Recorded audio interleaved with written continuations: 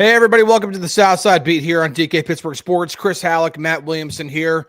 Here for another episode of the Southside Beat presented by FanDuel. Matt, my friend, the Steelers, they just can't decide what team they want to be right now. They either want to shut the Colts down and look like, all right, they're getting things figured out, but then they want to go out on the West Coast and play, as Aaron Rodgers called, a stinker. So what's up with this team right now, man? It's a tough one. It's kind of whack-a-mole. Just when you think you got something figured out, something else breaks. I mean, It's all over the place. Now, I am starting to get confident, and if we talk Monday, I'm sure it won't feel as good, that the defense is starting to get some things figured out. I think there's some stability there. I'm not saying Jamar Chase isn't going to catch a ball or they're going to shut out the Bengals. I mean, I'm sure the production will be fine this week coming up for Cincinnati. Yeah. But I am increasingly worried about the structure of the offense, the quarterback, the ability to get out of this hole. And I wonder these next 2 weeks, will we really get a read or not? I mean, they got some bad defenses, and this one's, I don't know if you read this, it's like basically the worst defense in the NFL since 1966 Giants. You know what I mean? Yeah. We'll get into the Bengals defense on the other side of the break because I've got all the stuff pulled up, and my Bengals preview will be going out later tonight, and it's horrible. It's pretty terrible. A lot of 30-second, a lot of rent 30-second and stuff. So okay. I think the first thing when we talk about this Chargers game, I think we have to talk about, because we haven't talked about it since, and it's been a topic of discussion throughout the week. And I think it's a little ridiculous, but let's get into it. Aaron Rodgers played poorly. Yes. He did not have a good game. It reverted to what I would call 2024 Jets version of Aaron Rodgers at his worst, which is usually when he's under duress, when he's under pressure, he's taking some early hits early on. He kind of resorts to, if my first read isn't there, I'm trying to escape. You're 41. You can't escape anymore. Yeah. Admittedly so. That's not me put it like, that's literally him saying that. I can't escape like I used to. And then you try forcing the ball to your top guy, hoping that he can kind of help spark some things. Mm-hmm. That's what it looked like, and there were a few good throws in there. The one drive in the first half where they went down and got a field goal, no, it wasn't where they got a field goal. It was where Boswell ended up missing the field goal, where they kind of shot themselves in the foot with Troy Fautano with the holding call. But there were a few throws on that drive that were okay. All right, Aaron's starting to get it going. You know, these are some good throws, and then it just kind of derailed. What was your your assessment of Aaron's performance, and then what do you make of it? Do you think that this was just a one-off, or are you buying into the hysteria that I think is going on of, okay, Aaron's starting to lose it? I'm into 6 out of 10 and concerned, with 10 being can't sleep at night. So worried. Yeah. Okay. Now, and there's a couple reasons, and I think that some of these are undeniable. This is the 4th week in a row that he's gone backwards as opposed to forwards or laterally. And some of that's maybe a little harsh, but the numbers do bear it out. I'm looking for it here. And just in yards per attempt, he's gone from 7.3 to 6.1 to 5.8 to 5.2. Mm-hmm. And 4 weeks in a row. Now, that doesn't mean he's been a worse player every one of those times. And I wouldn't have said that if I didn't find those numbers. But he hasn't been getting better. Father Time's undefeated. I think we have to recognize that. And a lot of these dudes, when they get to be 38, 39, into their 40s, look fine in September and October. But this is about the time of year that it starts to catch up with their bodies, and you don't feel as good on a Wednesday as you did in week 2, or you don't recover as quick as you did. So those things to me are facts. To expand upon how he's playing, I think he laid it out really well, but I don't feel like he's playing quarterback after the snap. I mean, I feel like he's not going through his progressions. He's not, you know what I mean? That was my biggest concern about Sunday. And again, it looked like after watching every drop back of his 2024 season with the Jets, that's what it looked like to me. It looked like to me the version of Aaron when he was playing with the Jets, where again it was usually accompanied by a lot of pressure early on, in which he took a couple of hits or even got a sack or whatever it was. And in this game, it might have been the safety, whatever it was. In which the happy feet is not the right way to describe it. No, I would not describe it that either. Because that term has been thrown out like crazy about this. It really is just, I don't trust my offensive line to protect long enough for me to get past my first read. So it is, which I think has given the line a little bit of a bum rap, by the way. It has, especially the right side, but the right side for sure. Because if you look at the breakdown of where the pressure is coming from left tackle to left guard to center to right guard to right tackle, there is a very, very distinct hole in where the pressure is coming from. Yeah. So it's left tackle, by the way. It's left tackle, by the way. It's left tackle. And it's pretty. I mean, it's like 30% of all of the pressures allowed are coming from left tackle. And a lot of quick pressures that are under 2.5 seconds. Right. Correct. So when that is happening, it's not happy. Happy feet is, I don't know how to get through my progressions while the pressure's coming. This is literally just, I am not getting past my first read, whether it is the first read of the actual play that's called, or whether it is, this is the play that's called. I'm seeing what I'm seeing from the defense, and I'm going to predetermine where I'm going to go. Is the word. Before I even snap the ball. Yes. And he's great at that stuff. Thank the Lord. But a perfect example of that was the third down play. Bud Dupree? No, it was the third. It was the third down play after Fautanu had gotten called for holding, so they backed up to second and like a short 10 or a long 10 or short 11, whatever it was, second and long. Then Rodgers misses the high throw to Jonnu. Now they have third and long. They ran Dragon on the right side, which Kenneth Gainwell was the eligible on the inside. Metcalf was the eligible on the outside. So Metcalf is running a slant and Gainwell is running the flat. So that's what the Dragon concept is. He predetermined, I'm throwing to Gainwell in the flat here.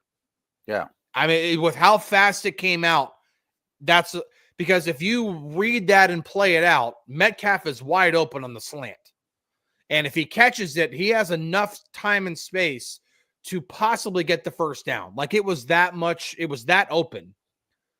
And that's what happens when you predetermine. Now, that's the concern here.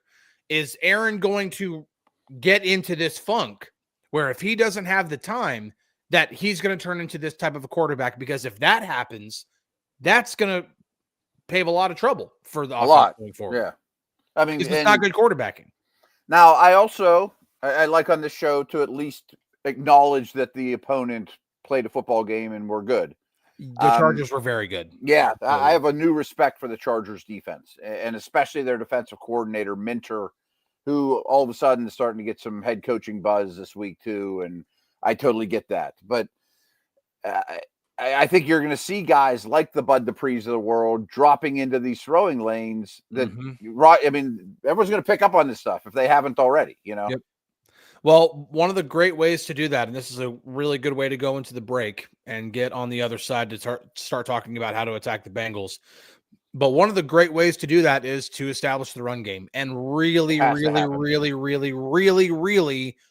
stick to running the football. Yeah. So let's take a break. The time of possession stuff is just going to cripple this team. Yeah. I understand, like, when you have certain games like the last time they played the Bengals, in which you are getting chunk plays like crazy, which are naturally going to shorten your possessions. You'll take it. That's great. Yeah. You'll take it. Like that, like we talked about a couple weeks ago. You'd love for when you get the ball with like 2 minutes and 40 seconds to go or whatever it was, to be able to bleed the clock down, go down, score a touchdown, and not give the Bengals the ball back with virtually no time left. You'd love for that to happen. But when Rodgers rolls out left and he finds Pat Freiermuth open down the field and Pat's running toward the end zone for a guaranteed touchdown, you don't ask him to slide to preserve time. You take the guaranteed touchdown because you're not guaranteed a touchdown beyond that. So I get it. But the problem is that that's not what's happening. Every game. Yeah, it's every game. When you have a 9-game sample size of being the second worst team in time of possession, it's not because you have all these explosive plays that are shortening your possessions. And you have the lowest explosive play rate in the league too. And see that, because that's the reason why, because otherwise you'd be one of the top 5 scoring teams in the league, and the Steelers are not. Like we previewed the Colts and said, well, at least their time possession is not really high. Well, because they hand it to Jonathan Taylor on the 20-yard line, he takes it 80. Exactly. They don't have long possessions because they're scoring so fast and they're scoring so many times. Yeah. So, but that's not the reason why the Steelers are holding onto the ball. Yes, there have been a couple of exceptions, like that Bengals game, I think was an exception. They did have explosive plays in that game, but that's not been the norm. That's not been the norm. And the Bengals just really, really suck. So let's take a break and get into how badly the Bengals suck on defense and how the Steelers can exploit it. And also, God, which defense is going to show up? So let's take a break and we'll get into all that stuff about this rematch. At DK Pittsburgh Sports, we take pride in coverage that connects our city's fans to their favorite teams. Now, that connection's stronger than ever. Introducing our all-new state-of-the-art app. Find expert inside reporting and original podcasts. Check live box scores. Track the latest stats. Chat it up with our community of thousands of fans, all in one place. The new app from DK Pittsburgh Sports. Coverage that connects.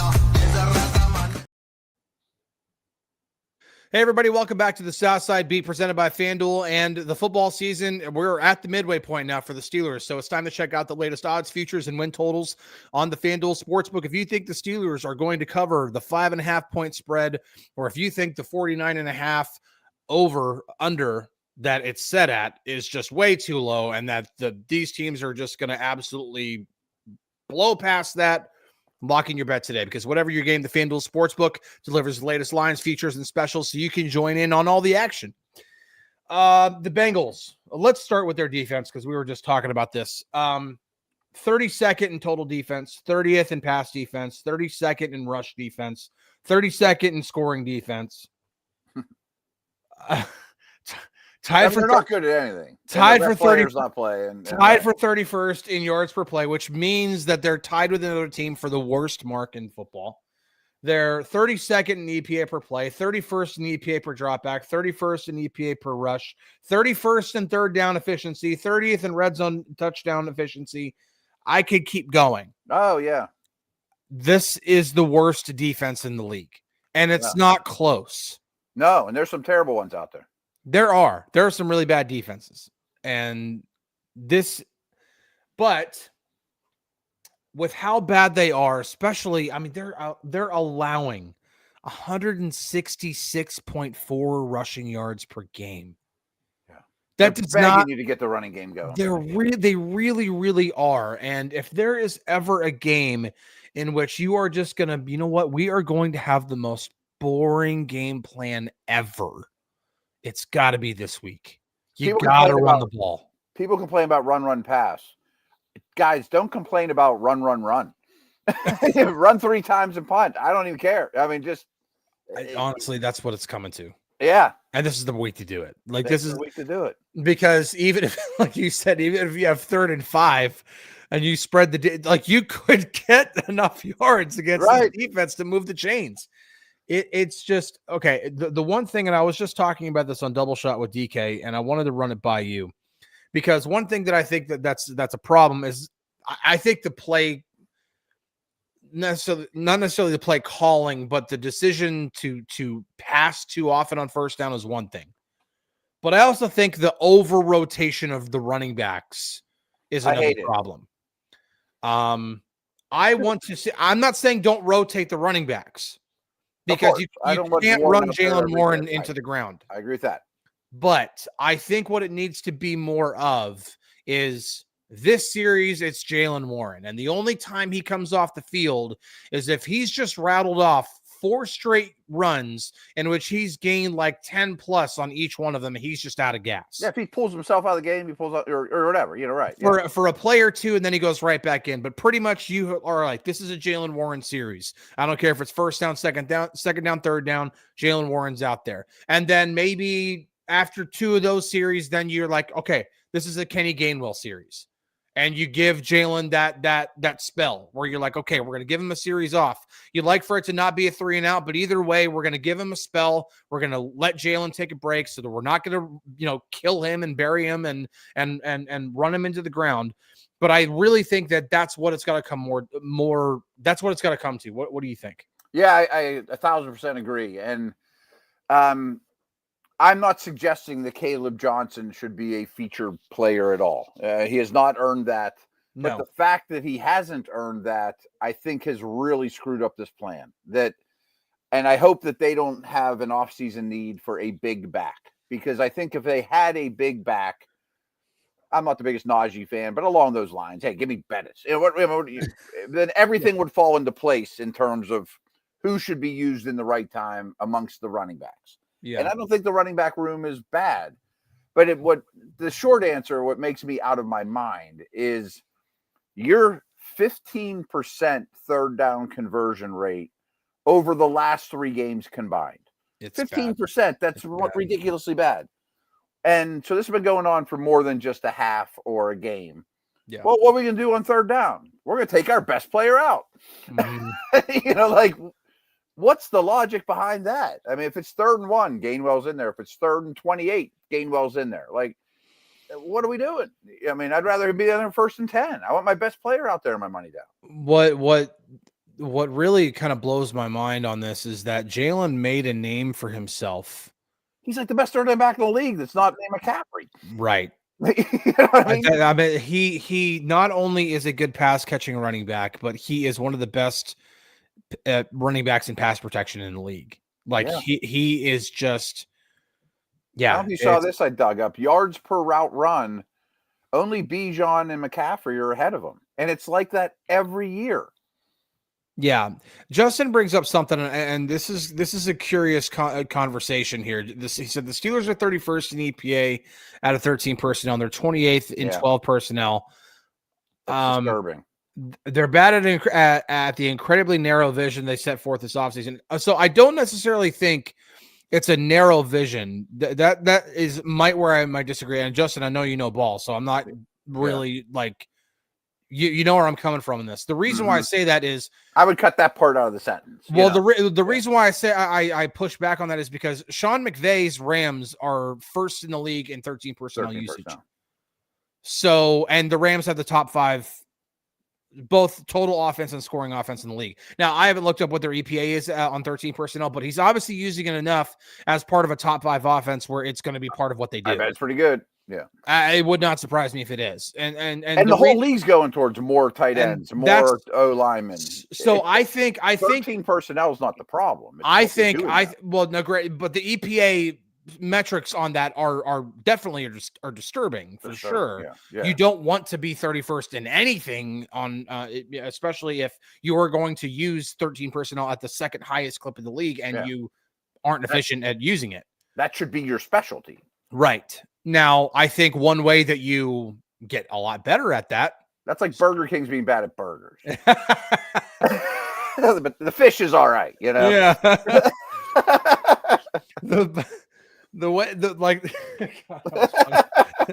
So like the one way you can do it, and I'm gonna keep harping on this, is like maybe you just get a lot better at it or you become more efficient at it if you just stick to running the football. But let me stop you real quick because I think a huge reason, and this even goes back to like Gronk and Hernandez, is a lot of these smart offensive people, McVay, let's get I'm going to keep putting big people on the field until I can convince you to be in base. And then I'm going to throw out of it. I mean, is the general concept for, okay, if Gronk and Hernandez isn't going to get me on the field, well, then I'm going to put a 260-pound fullback with them and see if you can I want 3 linebackers on the field because nobody has 3 linebackers. You know what I mean? Yeah. I don't want you in nickel because that's where you want to be. And then I want to throw out of it. That's what McVay's doing out of the 13. Yeah. He takes Puka Nacua off the field in 13. Is that a good idea? It's working. He takes Puka off the field in 12 a lot. And he's awesome. You know what I mean? Yeah.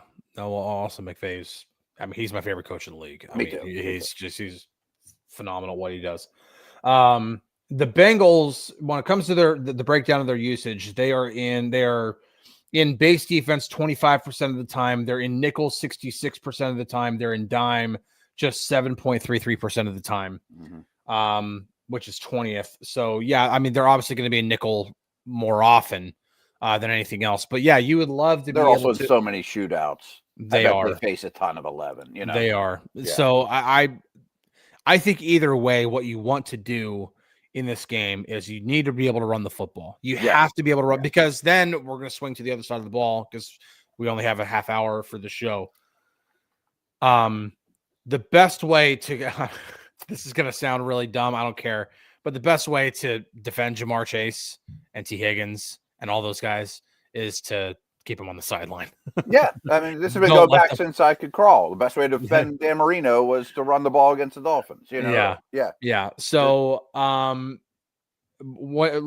let's go to that side of the ball because we've pretty much decided, okay, Steelers' success offensively has to come through running the ball. And I mean, I'm like you said, if it means run. That's what it needs to be like. Okay, Art, you're running too much. Like that needs to be the concern.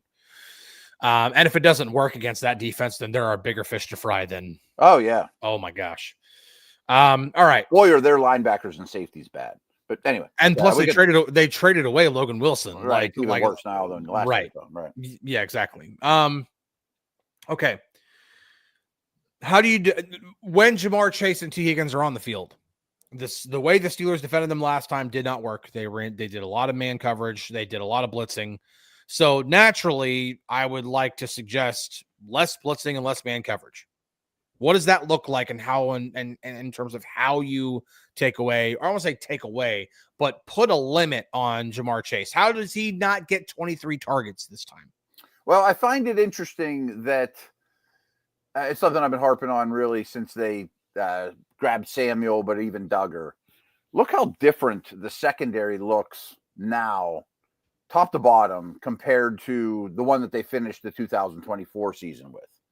And look how different it looks from 3 weeks ago when they played the Bengals. Yeah. Just Ramsey's on the team, but he's doing different stuff. And I mean, so at least there's different people involved or different roles. I mean, so let's just get that out of the way. I mean, so anything's better than what they did, obviously. You're not going to stop them. You're not going to limit them. And there's been some talk, you're just going to put Porter on Higgins and then double Chase. Okay.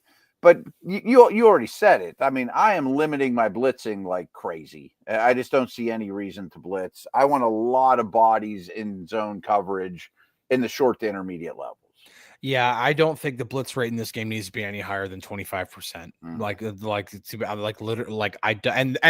The one thing that the Steelers do when they do blitz that I actually kind of like, and even like whenever I'm like playing like college football or Madden, I do it too.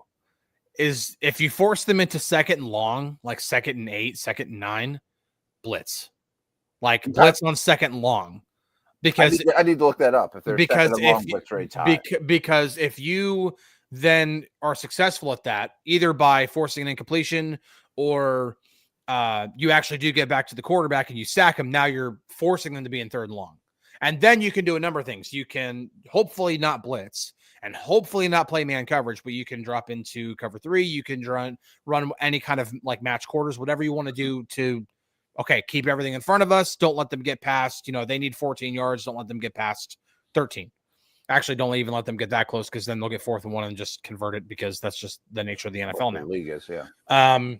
But yeah, I think what I want to see is I want to see more zone, and I want to see more zone in which you are literally trying to take away the windows or at least limit the windows in the middle of the field. That's what you're trying. Exact same thing the Chargers did to Rodgers. Right. Exactly. I mean, what's funny about this team is teams are attacking this defense through the air the exact way you do. Yeah. You know what I mean? Yeah. Like this team would allow Metcalf to catch slant after slant after slant, in 2.0 seconds. Yeah, that's got to be taken away. You're not I've seen some people come and say, "Oh, they just got to play press coverage." No, they can't. I think they tried that and they failed experiment. The thing is that do they have the players to play press coverage? No. Well, they do with Porter. They won. But the problem with that is that when you press coverage or when you play press coverage, Zach Taylor is smart enough where he's going to have the player that you want to press lined up off the line so he can't get in his face. Mm-hmm. And then he's going to have other eligibles run routes that are a natural pick for the player that's trying to press. That's what they'll do. Well said, and then it just completely derails your coverage. The guy's then wide open and you're screwed. So you're literally, it's not Joey Porter Jr.'s fault. It's the schematics. It is literally Zach Taylor beating Terrell Austin / Mike Tomlin at that point. Yeah. So where I was going with it was going back to the offseason. I think they believed they had press coverage corners, and not just the Bengals game, but especially the Bengals game has proven otherwise. Yeah. Slay's not a press man coverage. I mean, Ramsey's not an outside the numbers press man guy anymore, Yeah. See, this is how I know Justin knows ball, because this is a good plan here. A match quarters base with a cover 6 trips adjustment would be perfect. Exactly what the Chargers did to Rodgers. Matching the linebackers drops instead of spot dropping will squeeze the slant windows. Exactly. I mean, again, Justin knows stuff. I think he used to coach in college, I think. Okay. But no, Justin knows ball. So that's why, yeah. But yes, I mean, that's exactly what you want to do. Is it going to work all the time? Absolutely not. There are still going to be times where Flacco is. First off, you're not going to execute anything 100%. Right. There are going to be times where Chase or Higgins still find a way to get open. Flacco still hits them. But is it with that kind of a game plan, if you execute it properly, is Jamar Chase going to catch 16 passes for 161 yards? No. No, it's going to limit it. There are also going to be times in which you force Flacco to hold on to the ball for that's my whole half thing. A second longer. Just tap the ball one more time, and then you're going to create splash. Exactly, and you can do it with a 4-man rush. I understand Alex Highsmith's not going to be playing, and that's it's a bad week for that to happen. But you still have TJ Watt, you still have Nick Herbig, you still have Cam Hayward. Keanu Benton has really, really come along in the last few games. Yeah, he has been a lot better. Especially as a pass rusher. So now you can kind of include Keanu Benton in that. And Derek Harmon has some nice moments as well as he continues to develop as a rookie. So plus you can, on occasion, if you somehow drop another edge rusher or whatever, again, this is where you talk about variety here. You can blitz, or I'll say blitz, but you can rush Queen or Wilson and drop one of the edge guys back.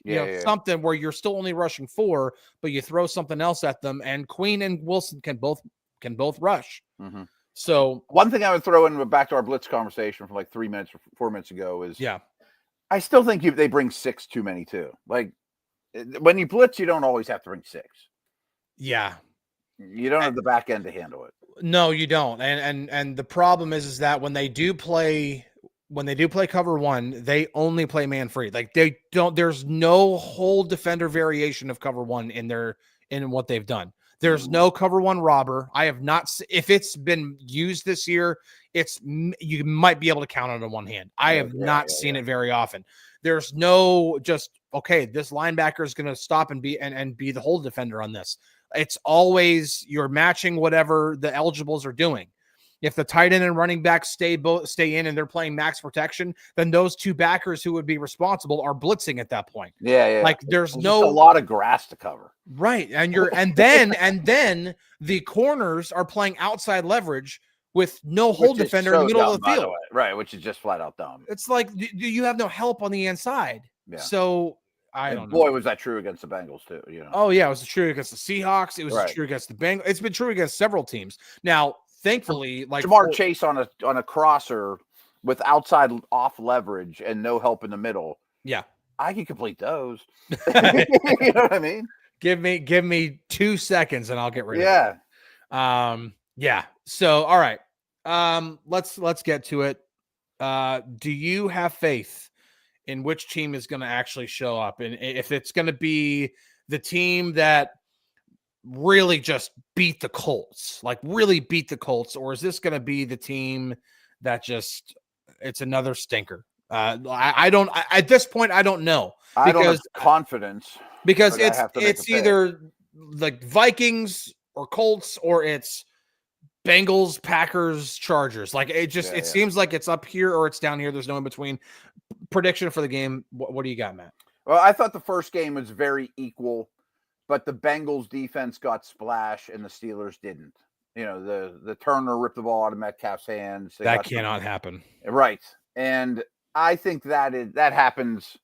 If I had to bet which defense will get splashed, I would pick the Bengals 1 out of 10 times, and that was the one. You know, and so Right. I think that the defense bats down a few more passes, picks off a few more balls, hits Flacco more, and to me, that's enough in what I expect to be a total track meet.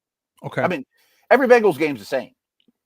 Did you say final score? I have 35-30. 35 Steelers. Okay. So you're going the over. You're hitting the over on the 49.5. Yeah, but the Steelers might run the ball so much that it brings that down, you know. You would like to think so. This is one where first off, it's a must win.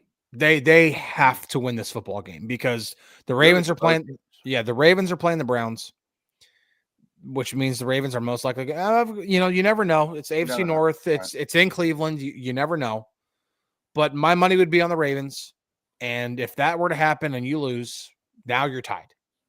And you give the Bengals hope still, and they're still in it, and and then the Bengals are only a game behind you, right? I mean, this is a must-win for the Bengals. They lose, I think it's shot. Yeah, it's shot for them, but it's going to be shot for them at some point or another, sooner than later. Just because their defense is just like you cannot get to the playoffs with that defense. You cannot. No. It's worse than the one Burrow tried to drag there last year. Oh gosh, yeah, seriously, no, it is. I mean, I thought their defense was going to be one of the worst in the league. I didn't think it was going to be this bad. Like it's the worst since 1966. You know, right? Yeah. All right, so my final score prediction for the game, I'm almost reluctant to do it, but I'm going to go Steelers, and this is going to be some sort of like, I feel like it's going to get some, like, especially with the wind that's supposed to be there, I'm going to like 32-29. So I don't even have the Steelers covering. Yeah. I don't have a lot of faith right now because I do think the defense is trending upward, but I think even with the defense, if they have, I'm not as worried about Rodgers, honestly. I'm worried about the structure of the offense, I guess. I'm worried about are they just not going to commit to running the ball? Mm-hmm. Because then, even if the defense, it'll be like last week. Even if the defense has a good game, like they kept Herbert, like. If like you looked at the final stats, you didn't know anything else. You looked at the final stats, 1 passing touchdown. He had 1 actual like good run, and then that was it. Like they kept a lid on Justin Herbert. I think they had 30 pressures. And the defense was good, and they gave up 25 points because the offense literally could not stay on the field. Right. And they were just gassed at the end. Even if the defense plays well, it's one of those things where until I actually see this team really commit to running the football and like really, really running the ball, I'm trepidatious. I know we're gonna get out of here, but I have a little bit of a tinfoil hat thing that nobody's ever told me. It's just an observation from doing this as long as I have, because I know Arthur Smith wants to run the ball. Mm-hmm. Is Rodgers checking out of runs at the line of scrimmage? He has a reputation for this. I mean, the Jets had the fewest rush attempts in the league last year. I understand that. Yeah. Here's what I do know, because this is something that will spread like wildfire. I know a lot of the time when plays are called in the huddle, sometimes they call multiple plays. Yeah. Like it literally is just like you call a run, you call a pass, you get to the line, happens everything, and you go off of what you see. Okay, they've got 6 guys in the box. They're all spread out. We like what the run play that's called. We're running the ball. And I'm not suggesting Rodgers should have anything taken off his plate. No, I don't Right. think it's an issue that people that some people think it is. I really, really don't. Okay. Because there are also I think he's plays, too smart for that. Yeah. And listen, Aaron's now publicly advocated for Jaylen Warren to get the ball more. Mm-hmm. Like, I just don't see him being the kind of guy who would literally say Jaylen Warren needs to get the ball more, and then turn around and be like, no, screw this. I'm going to check out of every run play, and I'm going to throw the ball as often as I can. Yeah.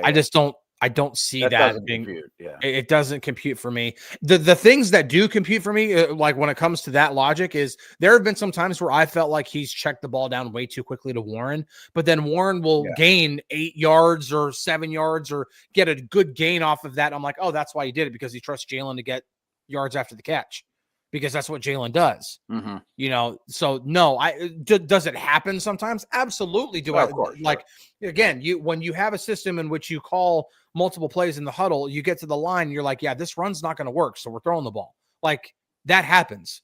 I don't think it's an actual thing in which Aaron's just checking out of every run that's possibly called, or every time it's an RPO, he's like, I'm not even making the read, I'm throwing it. I don't think it's that situation whatsoever. Good. It's logical that you're 100% correct. Right. I'm not saying that Aaron doesn't ever want to be, because he's a 4-time MVP. Mm-hmm. He's had, a great career. There's probably some times where he wants the ball in his hands, but at the same time, I also know that he knows he's getting hit because he feels it, and he's publicly advocated for Jaylen Warren to get the ball now multiple times. Okay. He's like, we need to get him more touches. Like, literally saying that. Like, I just don't see him advocating for that and then turning around and being like, yeah, screw it, I'm going to call out and check out of every run. That's up. Yeah, but we'll see. Listen, we'll see what happens, because if this team doesn't run the ball and goes all season without running the ball, there are questions to be answered on that. Yeah. I just know Arthur Smith likes to run the ball. He does like to run the ball. But again, I think when we talk about, and we'll go back to this and we'll kind of close on this, when we talk about the issues, like some of the issues that, like, even with the run game, what I think over rotation of running backs is an issue. I do, because there are some times where your best player is not on the field, whether it's for a third down, whether it's for, like when they were backed up and they bring out Caleb Johnson to try to run out of their own, like deep, like the end zone is like literally right on their back. Like they're like at their own 10-yard line or inside their own 10. You bring out Caleb Johnson to try to run the ball out of there. Like, sorry, like I'm not. What proof is there that he's the guy for that job? Yeah, if you're going to run the ball because you're backed up, I want Jaylen Warren to be the guy running it. Now, I understand you can't kill him. You can't run him into the ground. I used to say about Lev Bell all the time. Like, people be like, "Oh, they're overworking Bell." I'm like, yeah, but he's there. He, in every situation, he's better than D'Angelo Williams or whoever the number 2 is. Protection, short yardage, 3rd and long, 1st and 10. Like, now Warren's that guy. Like, there's no skill set in that running back room that Warren's not number 1 at. Exactly. And this is why I suggested it, because even when the Steelers had that set up with Le'Veon Bell and D'Angelo Williams, there were times where it was a D'Angelo Williams series. They would keep Lev off for the entire series. If it was a 3 and out, then it was a 3 and out. If it was a 9-play series, then it was a 9-play series. Either way, Lev wasn't getting on the field because they're like, okay, we're giving you a breather. This is your breather. We're going to give this series to D'Angelo. Catch your breath. Do whatever you need to get some water, whatever you need to do. We're not going to kill you. You're still going to end up leading the NFL in touches at the end of the season, but right. At least you won't be leading it by so far that you stand the chance of getting or a higher chance of getting hurt. I think that's what it needs to be. Like, it needs to be, okay, this is a Jaylen Warren series. Distribute it. Yeah. Yeah. Like I'm fine with rotating the running backs, but it's like, but it can't be like, okay, Jalen Warren first down, Kenny Gainwell second down, Jalen Warren third down, or we're just constantly, we're just constantly running guys in and out. And that just seems to be a thing now with that I'm noticing about Arthur Smith's offense, because it was like last year when they had the tight ends, it was like they were just rotating the tight ends for rotation's sake. Mm-hmm. Like there'd be times where they'd be in 12 personnel and the two tight ends on the field were Connor Hayward and Michael Pruitt. Like, why? Why is that ever a thing? That was a big criticism. Never be a thing when he was a head coach in Atlanta. Yeah. So why is Bijan watching on this play? Right? Yeah. All right, guys. Well, thank you so much for tuning in to the Southside Beat. Really appreciate it. Gave you guys a little bit of bonus time today. We'll be back next week to react to the Steelers' win/loss.